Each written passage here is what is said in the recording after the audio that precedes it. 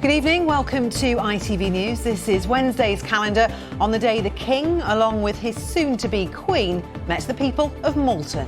Yes, after it was confirmed that the Queen Consort will become Queen Camilla after the King's coronation, the people of North Yorkshire weren't too sure. It should still be the Queen Consort. I don't think she should be Queen. Why is that? The Queen is Queen Elizabeth II.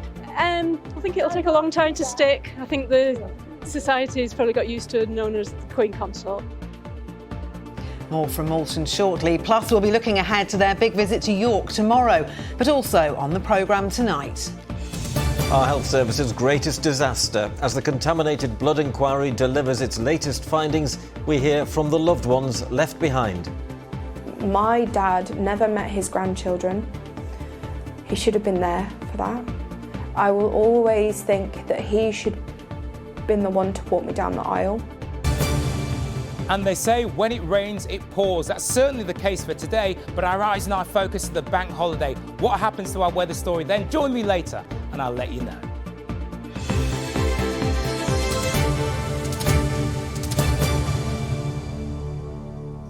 Well, the region's helped write a new chapter in the country's royal history today as the woman who will be the new Queen carried out her first engagement here or anywhere since her husband confirmed her new title. Yes, the Queen Consort will be called Queen Camilla after the coronation next month. Today, she and the King visited Malton in North Yorkshire, dodging the raindrops to visit a food market. Well, up the road in York, last-minute preparations are underway for King Charles to carry out his first Maundy money service as monarch, where he'll be recognising people who've contributed to their church and the local community. John Hill reports. Long to reign over us. In drizzle, the royal couple swept into Malton and the townspeople shrugged off the drops for a chance to glimpse the King and perhaps have a chat with his wife. Hello. Hello there. Nice. Hello. Are you all living here? I'm from here, but we live down in Brighton. Oh, so do you? Rather afield, yes. King Charles has confirmed that from next month, the coronation, the Queen Consort will be known as Queen Camilla. So what do those in Malton make of that? I don't think that's right. It should still be the Queen Consort. I don't think she should be Queen. I think it'll take a long time to stick. I think the society's probably got used to known as the Queen Consort, and I think that will probably stay. Regardless of the differing views, the royal household will draw comfort from the enthusiasm of the crowds in Malton today. Tomorrow, it's on to York. And on the ancient flagstones of the Minster, they're getting ready to roll out the red carpet. And if the King glances up on a possible walkabout outside, he may perhaps notice an extra sparkle to the street lamps. The last time the Maundy ceremony was held at York Minster was 11 years ago. Crowds greeting Queen Elizabeth and the Duke of Edinburgh. This year, 74 men and 74 women will receive the Maundy, a gift from the King to thank them for their outstanding Christian service and for making a difference to their local communities. You made an Easter card? And who's the Easter card for? For Mummy. Judith Hewitt has served as a reader at Dunnington Church for 15 years and organises many community events. She's one of those who'll receive the coins tomorrow. I think once we've got to the Minster, I should be okay. I think just the thought of getting ready and getting there and thinking, and then you just take in the moment, don't you? As well as the Maundy service, the King will officially open the Minster's new refectory restaurant. And it'd be fair to say they're putting a bit of a wriggle on to make sure all is in place before the opening ceremony and the food that's to be served to the royal visitors. Josh. Yep. Are you going to be ready? We're always ready. It's something we're used to, the pressure. So, yeah, absolutely. Thursday, no problem. Back in the Minster, it's the Archbishop who'll be welcoming the royal couple who were last in York in November. It's hugely exciting to be welcoming the King for the second time in his quite short reign to York and to York Minster, which is itself says something about his love for York, his love for Yorkshire, his love for this amazing place. But of course the reason he's coming is one of profound importance, I think, for his own understanding of what it means to be king and certainly for the Christian faith. There's likely to be a warm welcome for the King and Queen Consort, but judging by the forecast, it'll be brollies at the ready once again. John Hill, ITV News. Well, if you want to find out more about Maundy Thursday and what will be happening at the ceremony in York tomorrow, just head to the calendar website for more information, itv.com/calendar. Well, next tonight to the ongoing inquiry into what has been called the worst treatment disaster in the history of the NHS. The use of contaminated blood products back in the 1970s and 80s. After first calling for interim payments to be made to victims and their partners, today a second set of recommendations by the man chairing the inquiry has been announced. He says the parents of children killed by the HIV or hepatitis they were infected with, or children who were orphaned, should also receive interim payments. Fraser Maud reports. My dad never met his grandchildren. He should have been there for that. I will always think that he should have been the one to walk me down the aisle. 8 years ago this week, aged just 47, Sarah Dorricott's father Mike died from cancer caused by hepatitis C. He contracted the virus as a 15-year-old when he was given contaminated blood during a routine dental operation. That blood product, Factor VIII, came from high-risk donors in America, including prisoners, drug addicts and prostitutes. After decades of campaigning by Mike and other victims, an inquiry was eventually launched, and Sarah was one of those who gave evidence. A vital but difficult experience. You break yourself down, you bring up all these old memories, horrible, horrible memories of, your father being ill throughout your childhood and your teenhood, and it's consuming. Unfortunately, we're a very damaged generation caused by this horrible scandal. Today, campaigners, including Richard Warwick from Scarborough, were in London to hear a second set of recommendations from the inquiry chairman, Sir Brian Longstaff.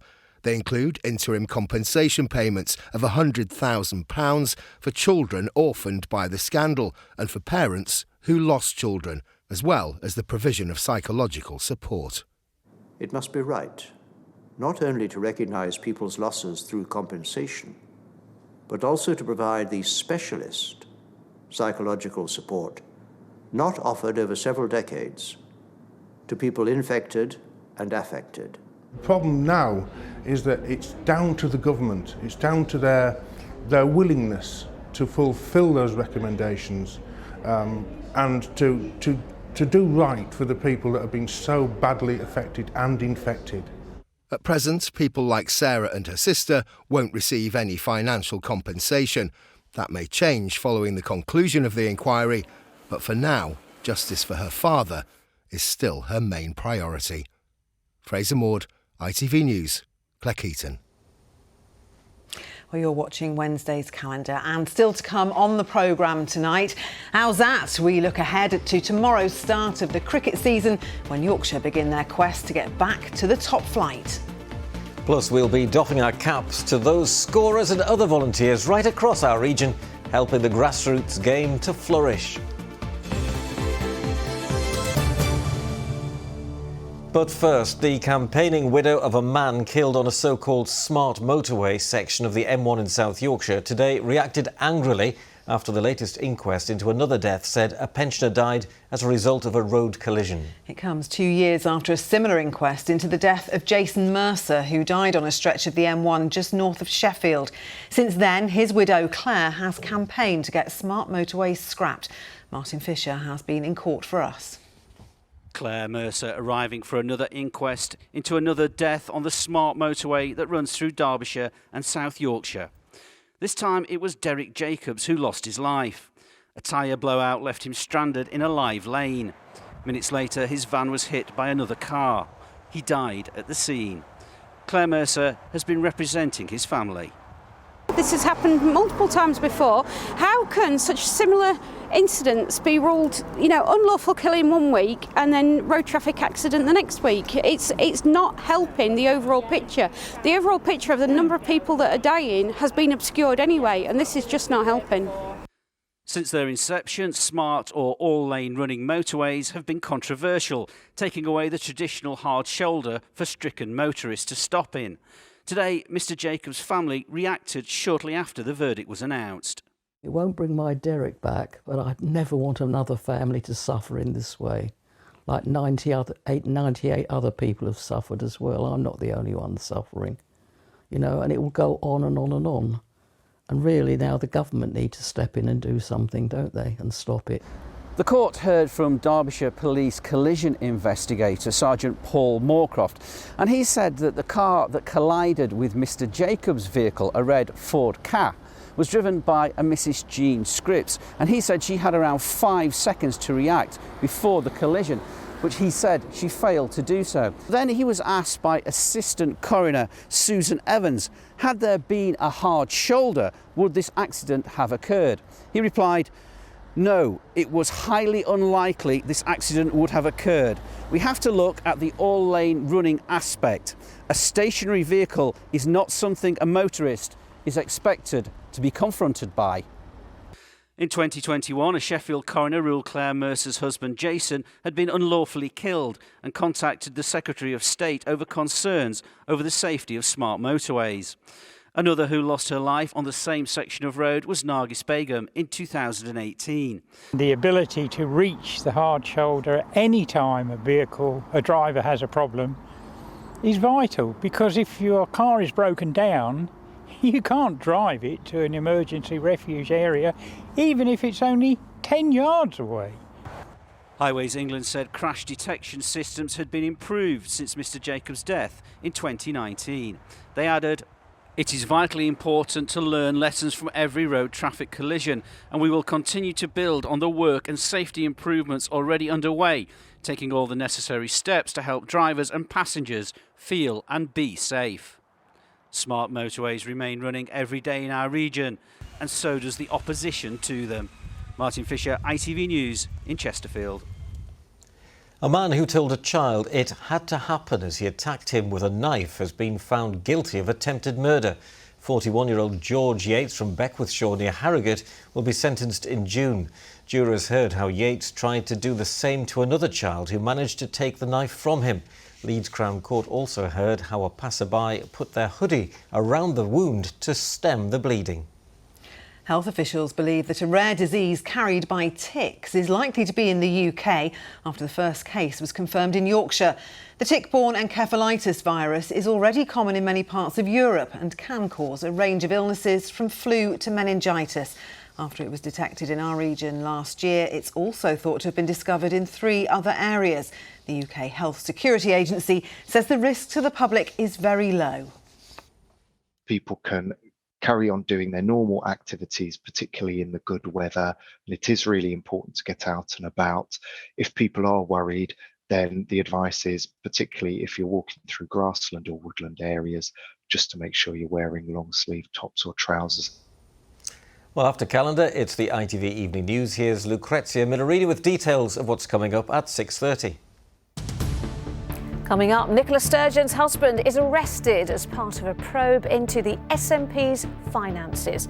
Peter Murrell was arrested at home this morning, barely a week after the SNP elected its new leader. After last weekend's queues at the Port of Dover, what are the plans to ease travel chaos this Easter weekend? Queen Camilla, a new title for the King's wife at his coronation. And why puffin numbers are soaring on a Welsh island. Join me for those stories and more at 6:30. Well, do Lucrezia, thank you. Well, here now it's time for the sport with Chris.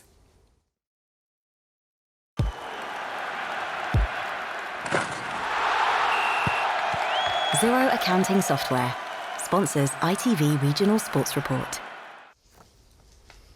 Well, Chris is with us, and Chris, it's not good news to start with tonight, is it? Because another instance of racism involving one of our region's athletes. Yeah, this time it's rugby union, Ian, and the former England international player Luther Burrell, who was born in Huddersfield. Now, an independent investigation has found that he was the victim of racist abuse during his time playing for Newcastle.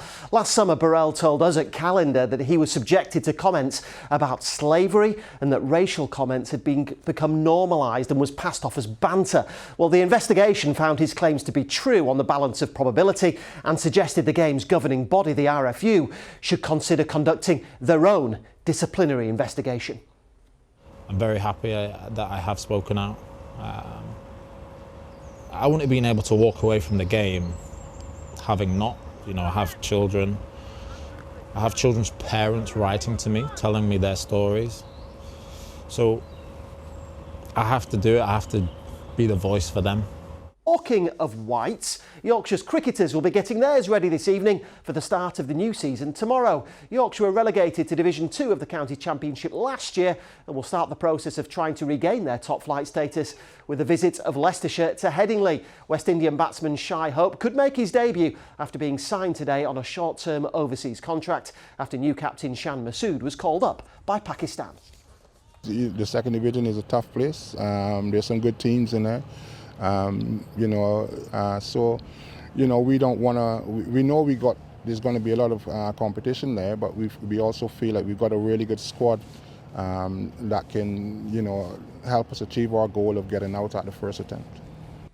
Yeah, let's hope the weather improves tomorrow. Now it's time to doff our caps to those individuals which cricket clubs the length and breadth of our region couldn't live without. Nick Smith has been finding out why the humble scorer is so integral to the fabric of one of our favourite sports.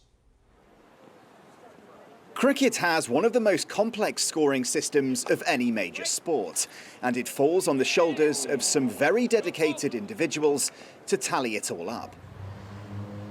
Leanne Clark has been a cricket scorer at Doncaster Town Cricket Club for 8 years now, faithfully perched in her booth, ensuring every run and wicket is recorded. She says it's given her a great hobby, which has taken her up and down the country.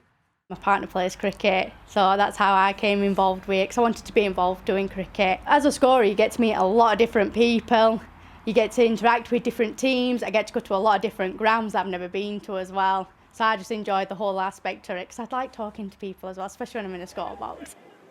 Scorers are responsible for not just recording the results of matches, but compiling vast amounts of data used to work out batting averages or numbers of wickets taken, so we can compare individual players' performances.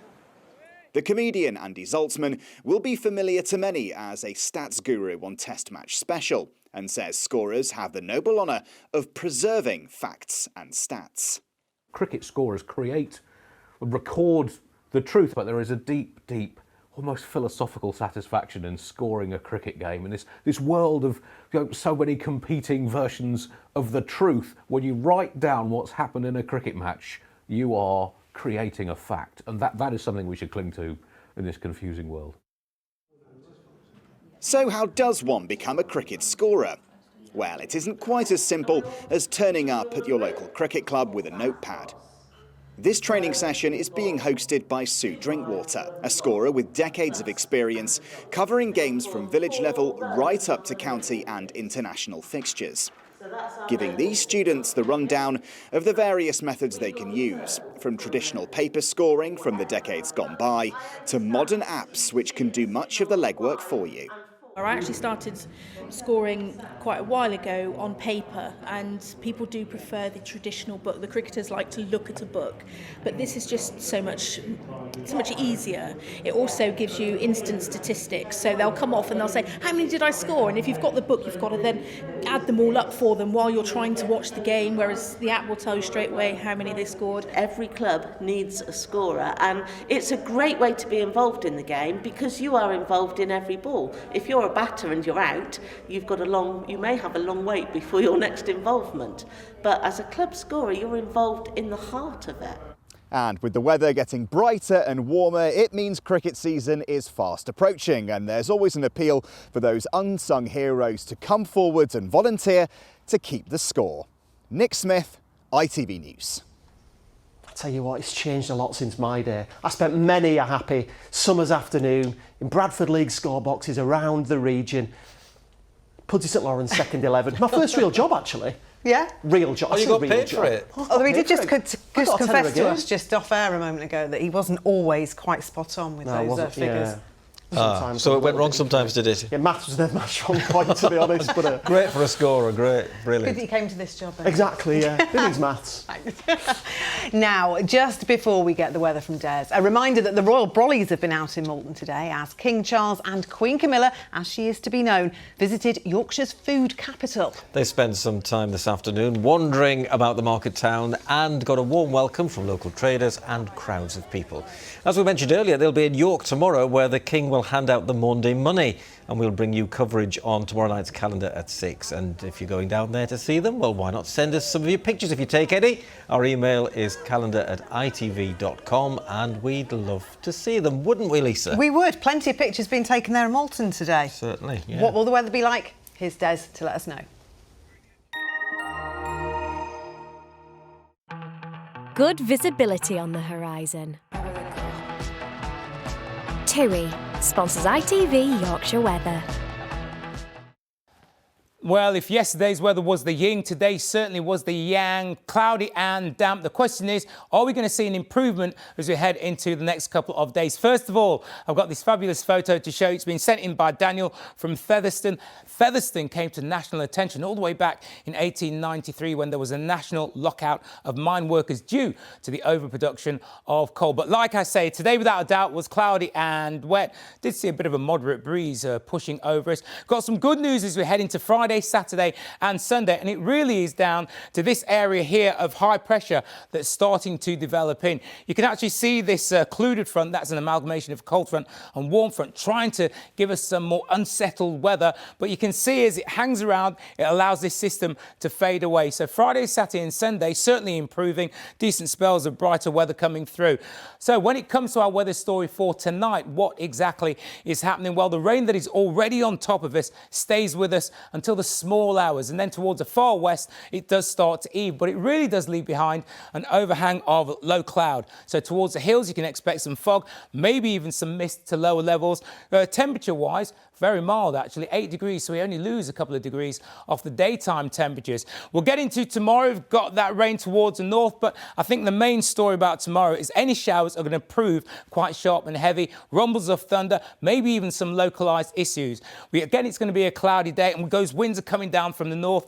Temperatures maxing out at around 12 degrees, but because of those winds from the north, it will feel cooler than that. TUI sponsors ITV Yorkshire Weather.